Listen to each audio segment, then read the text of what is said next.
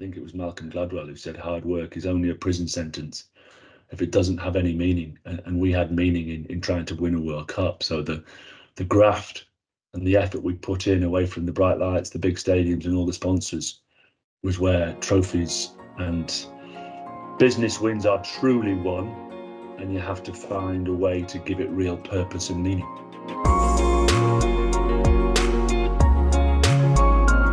Hello, my name is Will Greenwood. I am currently Chief Customer Officer for an AI company called Afiniti. In my previous life, I was a foreign exchange trader for HSBC back in the early 90s. And then I took up professional rugby in 1996. I was part of a magnificent England team. I was a small cog that won the World Cup in 2003. Since then, I've worked for Sky for 15 years and written for the Daily Telegraph, over 1 million of my own words on the game of rugby by and large. And then 7 or 8 years ago, moved into the commercial world, working in AI.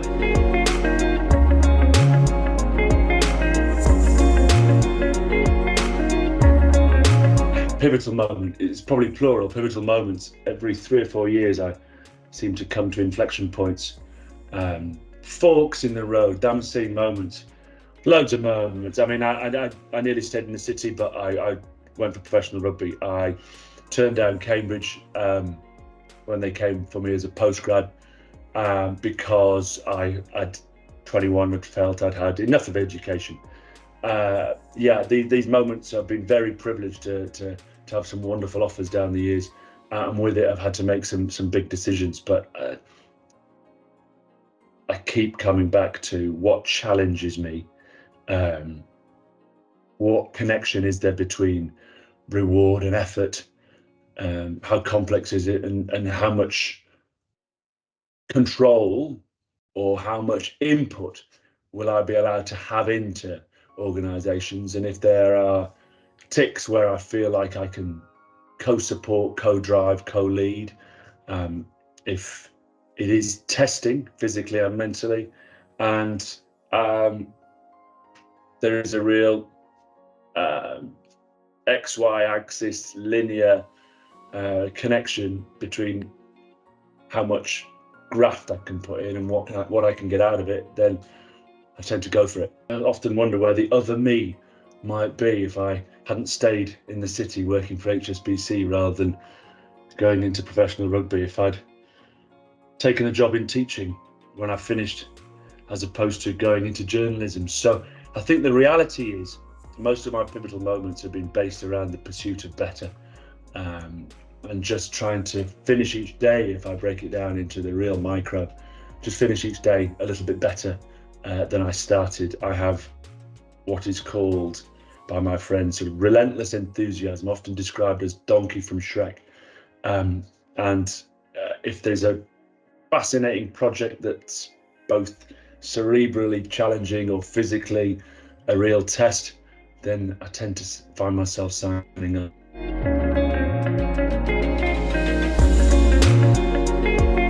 Fascinating. So I wrote a book in lockdown with my great friend Ben Fennell called World Class, and it celebrates difference, forges togetherness and accelerates growth. So the reality is, 21 years after winning a World Cup, there are lots of lessons I took from that, but actually the amount of time I've been able to spend with world-class leaders, whether it be Dame Amanda Blanc at Aviva, Dana Strong, ex of Comcast, now CEO of Sky, to Philip Jansen at BT, the list goes on. I'm tremendously honoured to be able to get time with some of these great people and do some work with their organisations. Has meant that I've been able to take some of the lessons of 03 and understand if they translate into business, but also vice versa, to listen to some of the great businesses and to see if they can translate back into the world of sport. So I think it's often talked about in the business world, or what can we learn from sport? The reality is sport is often stealing and borrowing the IP and going the other way.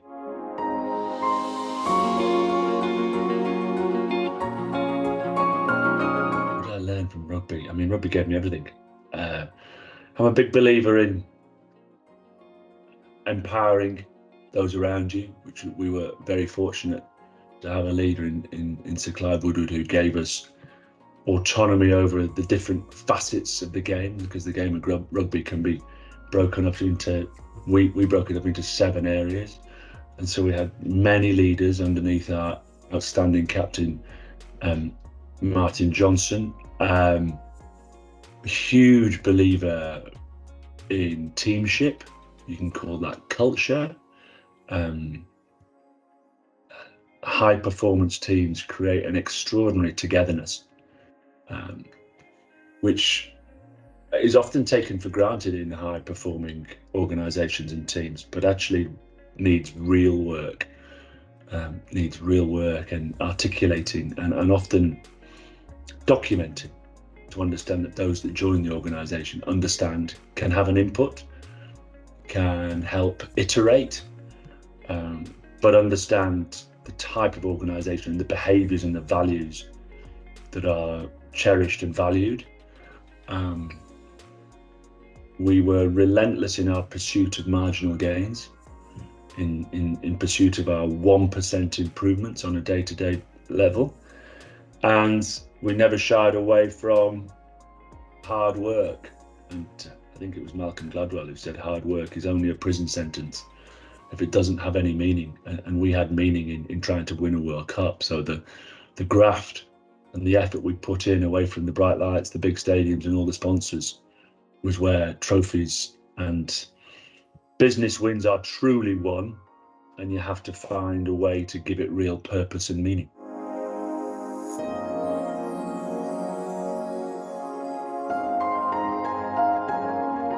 There's many different ways of leading. I think as a leader, you often have to be pretty ruthless, pretty relentless, but in the same breath, understand the humans, the athletes. They're not objects, they're not tools. Your employees are not just deliverers of KPIs, they're real people. And so if you can connect, if your words can connect with the head and the heart, then I genuinely think you can beat anyone, win anything, be the best in whatever mode of employment you're in. Captains and leaders often do thankless jobs. It's you have to be relatable. You have to roll your sleeves up. You have to be do as I do, not do as I say. Often the easiest way to lead is to serve. That's an interesting way of looking at it. You have to create environments whereby you very rarely fix problems yourself, but you create environments where people are empowered to fix the problems around you. Communication is key. I'm a big believer in little and often with the communication, the key messages, what it is you're trying to drive home, and often just at the point you might be getting bored of your own voice. That's at the point where the messages are starting to stick. I think you've got to know when to stand up for your beliefs, your convictions. I got a great piece of advice from an outstanding leader called Jeremy Darroch. And he said, you got to know what you're prepared to get sacked over. What is it that you're going to draw a line in the sand? And if you begin to understand some of these key questions, then it sets yourself up for success. I think what's also key is the great leaders, and it took me some time. My wife will say I'm still not there yet. At the very top, you've got to be in control of your emotions. If you have huge highs and huge lows, I think you can have a massive impact, but it'll be short and sweet. I think if you can chop off the tops of the mountains and flatten the troughs and keep that heart rate between 70 and 90, you've got half a chance. Otherwise, up at 36,000 feet, it'll drive you to an early grave.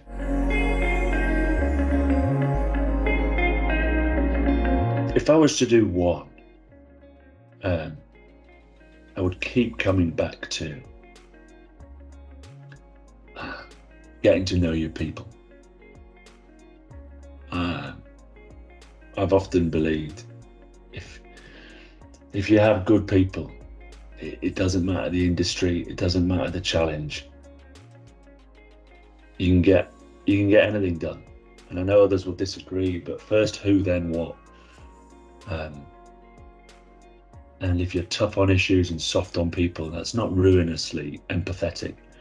That's making sure you're contextualizing feedback. Feedback should be not every day of the year, but not left for one review at the end of each year. Taking the time to understand what gets the best out of me. We call them boom moments. What gets the best out of your team? What's the environment you need to create whereby every day they can turn up and be the best version of themselves? Checking in and checking out at the start of meetings. How are people turning up? If they're quiet in a Zoom meeting, it's not because they're disengaged. Maybe something's going on at home. Maybe they're grappling with an issue away from the office or even in the office that's utilizing too much of their emotional energy and work bandwidth. So I've maybe overly articulated that, but get to know your people, look after your people, be authentic, put some skin in the game, really care about them. And the older I've got, I've just seen the increasing importance of that, whether it be sport or business. To finish, I've been working with some of the greatest businesses on the planet for, I won't say 20 years, but 10, 15 years. And I was lucky enough to be part of one of England's greatest ever sporting teams. And I've been scribbling notes down my entire life, and I find it a real pleasure to be able to share some of these ideas, and they're only ideas. I love arguing, I love debating, I love exploring the grey area of how you can pursue better, both as an individual and as a collective. I'm easy in whatever format it would be, whether it be a 2-hour PowerPoint presentation or a 15-minute stand up and entertain the crowd, whether it be black tie or 8 o'clock in the morning at a business breakfast. I like to feel what rugby has given me is the ability to mix with people, no matter where they come from or what they represent. And talking about some of my experiences and sharing some of those experiences and helping organisations get stronger is a real passion of mine. So thank you for listening, and hopefully we can do some work together.